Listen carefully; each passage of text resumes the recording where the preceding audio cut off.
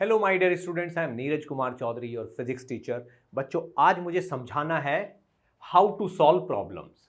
हम फिजिक्स पढ़ते हैं, केमिस्ट्री पढ़ते हैं, मैथ्स पढ़ते हैं, थ्योरी को अच्छे से पढ़ लेते हैं सब्जेक्ट की, ठीक है। नोट्स अच्छे से रिवाइज कर लेते हैं, सारे कॉन्सेप्ट्स देख लेते हैं, इनफैक्ट सोल्ड एग्जाम्पल्स भी देख लेते हैं, तब भी हमसे प्रॉब्लम सॉल्व नहीं होती। तो ये क्या सिचुएशन है, क्या कारण है, ये कौन सी दिक्कत है जिससे हमारी प्रॉब्लम सॉल्व नहीं हो रही, ये सब ट्राई करने के बाद भी, ठीक है बच्चों। तो अब मेरी बात को बहुत ध्यान से सुनना आप, ठीक है ना।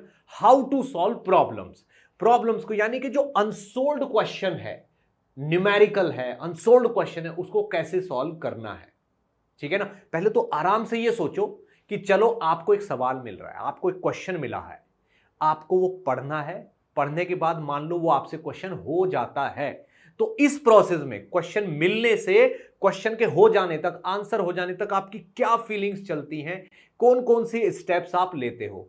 सबसे पहला काम क्या करते हो आप क्वेश्चन को सामने देख के पढ़ते हो, ठीक है ना। उस पढ़ने से पहले आपको पता होता है कि आपने ये चैप्टर जिसका ये सवाल है, ये अच्छे से पढ़ रखा है या नहीं पढ़ रखा है। फिर आप उस क्वेश्चन को पढ़ते हो, आप उस क्वेश्चन को समझते हो, समझने के बाद कुछ कुछ लिखना शुरू करते हो। अब ये जो क्वेश्चन को पढ़ के समझना और समझने के बाद कुछ कुछ लिखना है, समझने के बाद कुछ लिखना, उसके बाद उस फॉर्मूले में या जो भी चीज आपने लिखी उसमें वैल्यूज पुट करना, पुट करके कैलकुलेशन करना, कैलकुलेशन करने के बाद आंसर आ जाना, यही तो प्रॉब्लम सॉल्विंग हुई। इसमें से कहीं ना कहीं तो रुकावट है जो आपसे प्रॉब्लम नहीं हो रही है, या तो आपको क्वेश्चन समझ नहीं आ रहा है, ठीक है बच्चों, सबसे पहली बात।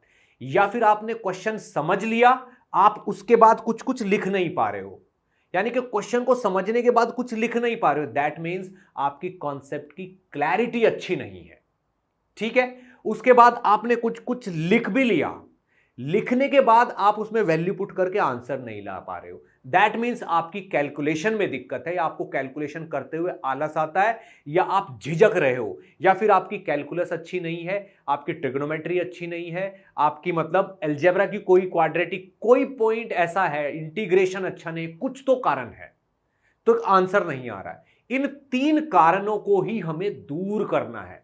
तो बच्चों, ऐसा आज ये मैंने लिखा हाउ टू सॉल्व प्रॉब्लम, मैं कोई जादू नहीं करने वाला यहां पे, ना कोई टेक्निक है। क्वेश्चन को पढ़ के आंसर आने तक के जो स्टेप्स हैं, किसी ना किसी स्टेप में दिक्कत है, इसलिए आंसर नहीं आ रहे, क्वेश्चन सॉल्व नहीं हो रहे। तो बच्चों, सबसे पहली चीज क्या है? कॉन्सेप्ट की क्लैरिटी। और कॉन्सेप्ट की क्लैरिटी का दूसरा मीनिंग है ट्रस्ट। कोई कहे कि सर कॉन्सेप्ट क्लैरिटी क्या है? एक्चुअल में कॉन्सेप्ट क्लैरिटी है trust on concept, trust on concept. जो आप पढ़ रहे हो, जो आपने सीखा है, उस पर ट्रस्ट होना चाहिए आपको कि मैंने जो पढ़ा है वो सही पढ़ा है, क्वेश्चन उसी से ही होगा, उसी से ही होगा क्वेश्चन, ठीक। क्यों? क्योंकि बेटा हर क्वेश्चन बनता ही इसलिए है ताकि वो सॉल्व हो जाए, ताकि वो सॉल्व हो जाए। तो जब आपको पता है कि क्वेश्चन बना ही सॉल्व होने के लिए है, तो आपका काम रह गया वो तरीका ढूंढना जिससे ये सॉल्व होगा, यानी कि वो कॉन्सेप्ट ढूंढना जिस पे वो क्वेश्चन बेस्ड है, ठीक है बच्चों। इसलिए ज्यादा से ज्यादा प्रॉब्लम्स की प्रैक्टिस आप करो, ठीक। थ्योरी पढ़ के ये सोच के साथ क्वेश्चन को शुरू करो कि मैंने जो थ्योरी पढ़ी है उसी में से ही कोई कॉन्सेप्ट है जो इस क्वेश्चन में लगेगा और ये सॉल्व होगा। अब उस कॉन्सेप्ट को अगर मैं पहचान नहीं पा रहा हूं तो मेरी गलती है, मुझ में दिक्कत है। अब मान लो कॉन्सेप्ट आपने पहचान भी लिया कि वो कॉन्सेप्ट है, अब उसका फॉर्मूला याद रखना, यानी कि उसको अप्लाई कैसे करते हैं, अप्लाई कैसे करते हैं, कॉन्सेप्ट को अप्लाई कैसे करते हैं, यानी कि एप्लीकेशन ऑफ कॉन्सेप्ट। यानी कि कॉन्सेप्ट तो याद आ गया, उसका फॉर्मूले में कौन से सिंबल की क्या वैल्यू है, कौन सा सिंबल किसको रिप्रेजेंट करता है, और कौन सी चीज किस टाइम पे बदलती है, क्या उसकी यूनिट्स है, ठीक है ना। वो सारी चीजें आपकी पक्की होनी चाहिए। तो एप्लीकेशन ऑफ कॉन्सेप्ट दूसरी चीज है।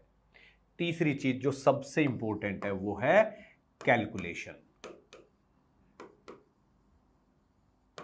कैलकुलेशन, आपका जो मन है ना बेटा, वो कैलकुलेशन करने को तैयार होता ही नहीं है, कभी कभी उसको आलस आ रहा होता है कि ये कैलकुलेशन मैं आंसर तक क्यों करूं, टिल आंसर, आंसर तक क्यों करूं, मुझे पता ही करके आ जाएगा, और फिर आता नहीं है। तो आधा कैलकुलेशन का आलस है जो आपको आगे बढ़ने से रोकता है। प्रॉब्लम सॉल्विंग तो हो ही जाती है, प्रॉब्लम तो आंसर में, आंसर तो आना ही है क्वेश्चन का, आप ये विश्वास रखो। ठीक है बच्चों, और जितनी ज्यादा प्रैक्टिस करोगे, जितनी ज्यादा प्रैक्टिस करोगे, उनमें अच्छे अच्छे क्वेश्चन की ही प्रैक्टिस करनी है, गुड प्रॉब्लम्स की गुड प्रैक्टिस।